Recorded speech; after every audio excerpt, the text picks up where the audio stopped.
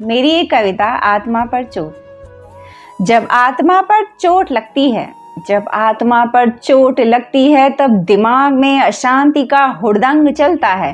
भीतर लगातार कोई जंग चलता है। मन में बेचैनी की सुनामी बढ़ जाती है। खुद में पागलपन की खुमारी चढ़ जाती है। जब आत्मा पर चोट लगती है, जब आत्मा पर चोट लगती है, तब भावनाएं सारी आत्महत्या कर मर जाती हैं और इच्छाएं सारी भीतर दब कर कहीं सड़ जाती हैं। वक्त बेवक्त रोने का सिलसिला जारी रहता है। वक्त बेवक्त रोने का सिलसिला जारी रहता है और इस शरीर के भार से ज्यादा ये हृदय भारी भारी रहता है। हर आती सांस को वो इंसान भीतर लेने से नकारता है और हर जाती सांस को वो आखिरी बनाना चाहता है। यहाँ कोई अपना नहीं, यहाँ कोई अपना नहीं, इस बात को वो हृदय से स्वीकारता है। जीऊं या मरूं, इस बात का सिक्का वो हवा में उछालता है। व्यर्थ गवाया जीवन सारा, इस बात को वो बार बार विचारता है। सबसे दूर भाग जाने की राह वो तलाशता है। जब आत्मा पर चोट लगती है, जब आत्मा पर चोट लगती है, तो कभी वो इंसान चीख चिल्लाकर सारी दुनिया को अपने सर पर उठाना चाहता है, तो कभी गुमशुदगी के अंधेरों में खुद को छुपाना चाहता है। कोई तो उसके दर्द को मिटा दे, कोई तो उसे मरने से बचा ले। सबको देख उसका मन यही पुकारता है। कोई क्या ही जानेगा, क्या ही समझेगा, कैसे वो अपने जीवन की इस काली रात को काटता है। जानकारी रखना सारे इस बात की, जानकारी रखना सारे इस बात की कि परमात्मा तक पहुंचती है आत्मा की हर एक चोट। ऐसा जघन्य अपराध करने की तू कभी ना सोच। परमात्मा उस टूटे इंसान की आत्मा को जोड़ तो जरूर देंगे, मगर उस चोट पहुंचाने वाले को बुरी तरह से तोड़ भी जरूर देंगे।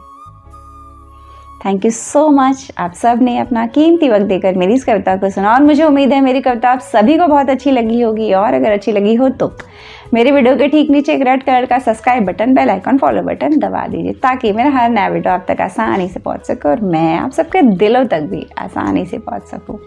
तो आज फिर मैं आध्यात्म के एक टॉपिक पर आप सबसे बातें करूंगी। तो आज फिर आध्यात्म के जिस टॉपिक पर मैं आप सबसे बातें करने वाली हूँ वो है मेरा कि ये जो त्रिगुणात्मक प्रकृति है हमारी, उससे कैसे हमें परे उठना होगा, तो क्या मिलता है हमें। तो देखिए, अब हमारी जो प्रकृति है उसमें 3 गुण हैं और वो कौन कौन से हैं? सतोगुणी होना, रजोगुणी होना या तमोगुणी होना। तो मैंने आप सबको इस बारे में बताया डिटेल में कि जो सतोगुणी होते हैं वो बहुत अच्छे स्वभाव वाले होते हैं।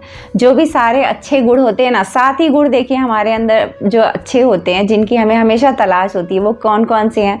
मैंने हमेशा आप सबको बताया कि वो ज्ञान है, ठीक है। ज्ञान जो हमें हम सबको चाहिए होता है, वो उसकी तलाश में हम जो है कि भागते हैं, ज्ञान है। उसके बाद आता है प्रेम है, पवित्रता है, सुख है, आनंद है, शक्ति है, शांति है।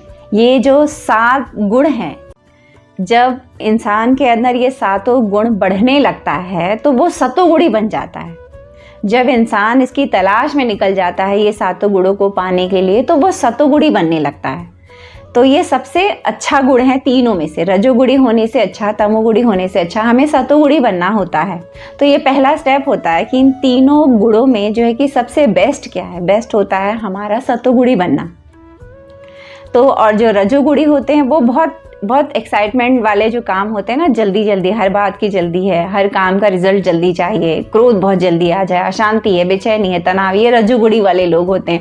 और तमोगुणी वाले लोग होते हैं जो मांस मदिरा खा रहे हैं, बहुत ज़्यादा सो रहे हैं, बहुत ज़्यादा खाना खा रहे हैं, बहुत लोगों के साथ बुरा कर्म कर रहे हैं, लोगों को किसी पीड़ित कर रहे हैं, तो वो सारे तमोगुणी होते हैं। तो देखिए, इन तीनों गुणों में हमको खुद को क्या बनाना, हमें खुद को जो है सतोगुणी बनाने का प्रयास करना होता है सबसे पहले। और सतोगुणी देखिए बनने के 3 ही तरीके बताए गए हैं भगवत गीता में। या तो जो है कि आप भक्ति करिए, एक भक्त बनकर सतोगुणी बन जाइए, या फिर आप अपनी कर्म की पूजा करके जो है कि सतोगुणी बन जाइए, और या फिर आप ज्ञान के पीछे दौड़कर, जो सच्चा ज्ञान है उसे पाने की तलाश में, खोज में निकल जाइए, आप सतोगुणी बन जाएंगे। तो ये 3 तरीके भगवत गीता में श्री कृष्ण जी ने बताया हमें सतोगुणी बनने के। ठीक है, अब मैंने ये भी आप सबको बताया कि दिन भर में हमारे अंदर जो है कि तीनों गुण ऊपर नीचे होते रहते हैं, तो ये हम पे डिपेंड करता है कि हम किस गुण को अपने अंदर बढ़ाने की कोशिश कर रहे हैं। तो ये 3 तरीकों में से कोई भी एक माध्यम आप चुनते हैं तो आप जो है खुद को सतोगुणी बनाने की राह पर निकल पड़ते हो। इवन कृष्ण जी ने भगवत गीता में भी ये कहा है, जो ये चारों वेद हैं हमारे, चारों वेद हमारे जो है ना, सोमवेद, अथर्ववेद, यजुर्वेद, सामवेद, तो ये चारों वेद भी श्री कृष्ण जी ने कहा है कि ये त्रिगुणात्मक है, तीनों गुणों से बंधे हुए ही हैं ये हमारे चारों वेद। बट देखिए, मैं आज आप सबको ये बताना चाहती हूँ कि सात्विक होना ये हमारा पहला स्टेप होता है। पहला स्टेप ये होगा, आप सात्विक बनोगे तो आप अपनी सोल से मुलाकात कर पाओगे, आप अपनी सोल को एक्चुअली देख पाओगे, दर्शन कर पाओगे ध्यान करके। श्री कृष्ण जी ने भगवत गीता में ये भी कहा है कि ध्यान के माध्यम से रोज़ लगातार नियमित समय पर करने से जो है कि आप जो है अपने अंदर जो छुपा हुआ सब कुछ ज्ञान है वो पता कर सकते हैं और उसके द्वारा ईश्वर तक पहुँचने की कोशिश भी कर सकते हैं। वो भी एक तरीका होता है मोक्ष मुक्ति पाने का। पर आज मैं आप सबसे ये कहना चाहती हूँ कि सतोगुणी होना भी एक स्वार्थ वाली बात होती है। ये सेकंड स्टेप है। पहले हमें सतोगुणी बनना होता है, क्योंकि देखिए, आप कुछ भी नहीं है तो पहले आप कुछ बनेंगे, फिर उसमें भी प्योरिटी लाई जा सकती है। जैसे अब मैं सतोगुणी बन गई तो मुझे ये पता होगा कि यार मैं सतोगुणी बन रही हूँ कि मुझे चाहिए जो कुछ भी चाहिए, सुख, ज्ञान, प्रेम, सब वो स्वार्थ ही तो है कि मुझे सुख मिले, मुझे जानना है, मुझे आनंद मिले, मुझे शक्ति मिले, मुझे बल मिले। तो ये सारा स्वार्थ है एक तरह से।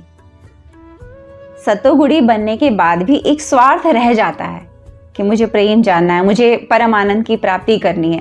तो जब हम इस स्वार्थ से परे उठने लगते हैं, आज मैं यही आप सबको बताने के लिए इस टॉपिक पर बात कर रही हूँ कि जब हम सतोगुणी बनकर सतोगुणी भी नहीं रहना चाहते, मतलब समझिए, वो जो सतोगुणी बनने में जितने जो स्वार्थ है ना, वो भी आपको नहीं चाहिए कि मुझे परम आनंद भी नहीं चाहिए, मुझे सुख भी नहीं चाहिए, मुझे ज्ञान, बल, बुद्धि कुछ नहीं चाहिए। ये जो स्टेज होता है ना, ये स्टेज जो हमें पहुंचाता है ब्रह्म तक। जब आप परे हट जाएं, सुख भी आपकी कामना ना हो, आप दुख से भागने के लिए, पहले आप सुख को ढूंढने के लिए आप सतोगुणी बनने जाते हो कि बहुत दुख है इस दुनिया में, अब मैं भक्ति करूंगा, सतोगुणी बनूंगा। तो आप सुख को पाने के लिए ही जाते हो। एक स्वार्थ, एक लालच तब भी होता है हमारा, पर वो स्वार्थ को आप कह सकते हैं कि वो अच्छा होता है, वो भला होता है। अगर आप अपने लिए जो है कि परम आनंद ढूंढ रहे हैं भक्ति करके, तो वो एक अच्छा स्वार्थ है।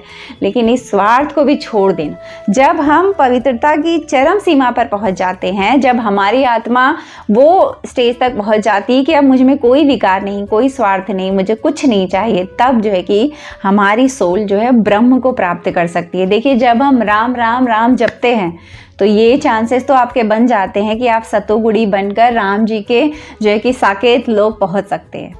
अगर हम राधा राधा जपते हैं तो ये भी हमारे चांसेस बढ़ जाते हैं कि हम सतोगुणी होकर जो है कि राधा रानी के निकुंज लोक पहुंच सकते हैं। हम विष्णु विष्णु जप कर, ये भी चांसेस होता है हमारे सतोगुणी होने से कि हम वैकुंठ लोक तक पहुंच सकते हैं। हम अपनी आत्मा को जो है कि जीवन मरण के साइकिल से मुक्त कर ले जाएंगे, ये हो सकता है। लेकिन मोक्ष पाना है तो हमें जो है कि वो जो सबसे ऊपर अंतिम सत्ता है, जो है जो अंतिम लोक है, ब्रह्म लोक, आत्मा जब वहां पहुंचती है तब वो मोक्ष पाती है। जब आप जो है कि बाकी लोकों में रहते हैं ना, तो इसका मतलब मुक्ति पा ली आपने, आप अपने अपने ईश्वर के चरणों में हैं, अपने पसंद के लोक में हैं, वो होती है हमारी मुक्ति। और मुझे ऐसे लगता है कि मोक्ष पाने का अर्थ होता है आत्मा जहाँ से आई है वो अंतिम घर, वो ब्रह्म है, वो जहाँ से आत्मा जो है कि बटी है इतने लोगों में, जहाँ से आत्मा जो है जड़ चेतन हर जगह व्याप्त है, तो वहाँ पहुँच जाना मतलब है कि आपने मोक्ष पा लिया। तो ये यात्रा बहुत कठिन होती है। तो देखिए, आज की डेट में डायरेक्ट मोक्ष की कामना करना मुश्किल है। पहले हमें मुक्ति की ही कामना करनी होती है कि मुझे इस जन्म मरण के साइकिल से मुक्ति मिले, मुझे इस मृत्यु लोक में अब दोबारा नहीं आना। हमें ये कोशिश करनी होती है और इस कोशिश के लिए हम जो है, जो ईश्वर दिखाई देते हैं, जो ईश्वर जो है कि जिनकी लीलाएं हैं, कथाएं हैं, हम उनको सुनते हैं, उनको पकड़ते हैं। उनके जो है कि चरणों को पकड़ने के बाद हम मुक्ति के स्टेज तक पहुंचते हैं। और जब आपको ये लगने लगे कि मैं इस भव सागर से मुक्त हो जाऊंगा, तब धीरे धीरे आपको समझ आता है कि ये सुख की कामना भी क्यों करनी है। तब वही आत्मा मोक्ष तक भी पहुंची जा सकती है। तो देखिए, कोशिश करिए कि पहले आप सतो गुणी बने, क्योंकि इन तीनों गुणों पर जो है कि अपनी जीत पाना ये बहुत बड़ी लड़ाई होती है हमारी रजोगुणी और तमोगुणी होने से ही हम खुद को इस कलयुग में बचा लें, यही बहुत बड़ी बात हो जाती है। क्योंकि आज का जो समय चल रहा है, उस समय में आप खुद को रजोगुणी और तमोगुणी होने से बचा लें, आप सतोगुणी बन जाएं, तो भी बहुत बड़ी बात हो जाती है। तो ये कोशिश हमें ज़रूर करनी चाहिए। देखिए, कोशिश करेंगे तो ही आपको कुछ अलग अनुभव हो पाएगा, वरना मुझे लगता है कि संसार में एक जो भागा दौड़ी, एक बेचैनी है, कहाँ सुख है बताइए। कोई आगे बढ़ जा रहा है, देखकर मन में ईर्ष्या हो जा रही है, ठीक है। कंपैरिजन हर किसी से चल रहा है, अरे ये आगे बढ़ गया, वो पीछे रह गया। अपने ही रिश्तों में इतनी फूट पड़ी बैठी है कि सास बहू की नहीं जमती, देवरानी जेठानी के बीच में कलेश है। तो कहाँ सुख है यहाँ? इच्छाएं हैं जो ख़त्म ही नहीं हो रही हैं। आज आपको लग रहा है मेरे पास ये है, कल वो चाहिए। इच्छाओं की कोई सीमा ही नहीं। तो कहाँ है शांति इस संसार में? मुझे नहीं समझ आई शांति इस संसार में है। मुझे नहीं समझ आए, मुझे एक्चुअली नहीं समझ आए। इसलिए मैंने खुद को आध्यात्म से जोड़ा, क्योंकि मुझे ऐसे लगा कि मरने से पहले जो है कि इस दुनिया को भी जो है कि जानना है, समझना है। एटलीस्ट ये ना हो कि मैं जिस दुनिया में आई और वहाँ सबने जो है कि ईश्वर की बातें कही और मैंने कोई कोशिश भी नहीं की उन तक पहुँचने की। देखिए, हम सब ना जो है कि सच्चाई को देखकर भी अनदेखा करते हैं। हम कई बार जानते हैं कि यहाँ कोई अपना नहीं, लेकिन कोई दिल से इस बात को मानने को तैयार ही नहीं होता। मतलब सच्चाई सामने होती है और हम देखना नहीं चाहते। हम आदमी सामने मर रहा है और हम ये नहीं सोचते कि कल मेरा भी नंबर आने वाला, और क्या पता कल अभी मैं चल दूँ, 1 घंटे बाद, 2 घंटे बाद, 1 सेकेंड बाद, किसे पता है अपने जीवन का। तो सोचिए, इतनी बड़ी सच्चाई से हमने अपने आंखों पर पट्टी बांध रखी है। यहाँ हम आए हैं एक भक्त बनने, भजन करने, ईश्वर को जो है कि चिंतन करने। ये सब भूलकर हम सब कुछ करे जा रहे हैं, हम सारी माया में फंसे जा रहे हैं। जब मुझे ये बात समझ आई तो मुझे ऐसे लगा कि यार, समय जीवन का कीमती था और जिसको मैंने व्यर्थ गंवाया। और इस वजह से ये बातें मैं आप सबसे कह रही हूँ। कोई जो मिले, जो कहे कि संसार में मुझे सुख मिल गया, मैं बहुत सुखी हुई संसार में, ऐसा आज तक मुझे कोई नहीं मिला। अगर आप हैं तो कमेंट करके मुझे बताइए कि मैं बहुत सुखी हुई संसार में, मुझे आध्यात्म की ज़रूरत नहीं, मुझे ईश्वर की ज़रूरत नहीं। तो ये थी मेरी बातें आज के इस टॉपिक पर। चलती हूँ एक और नए वीडियो में, आप सबसे मेरी मुलाकात रहेगी। तब तक उससे दोस्ती बनाए रखिएगा। किससे? इससे।